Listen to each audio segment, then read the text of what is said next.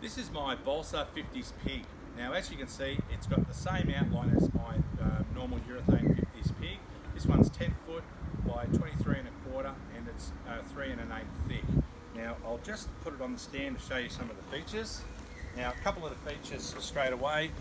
It's made out of 4 pieces of balsa only. Okay, no stringers. This is how a lot of the early ones were made. It has the foil sticker, which was a characteristic to boards made then before they were glass on tissues. Same material. The finish coat hasn't been cut back. The bead's been left. Okay, so these are all characteristics as well of that period. And I'll flip it over and I'll show you the fin.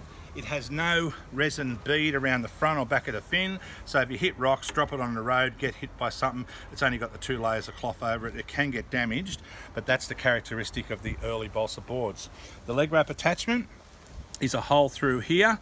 They didn't have bridges in those days. They just drilled holes through the back of the fin if someone wanted to put one on at a later date. The shape wise, the shape's been toned down a little bit. The urethane 50s pig just has a fraction of V through the tail here, where this one here, it's a slightly flatter shape, just like it is in the middle, which creates a slightly fuller rail here. Instead of having a rail like that, it's just increased in volume, because the early shapes were a fraction cruder than the more modern shapes.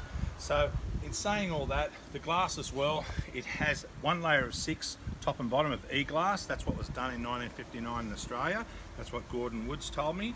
And but the rocker has the dead flat deck, so it has the continuous curve through the bottom with 2 3/4 nose lift and tail lift. So it's definitely a speed machine. Okay, so the Balsa pig is a board which ends up coming in at 14.3 kilograms.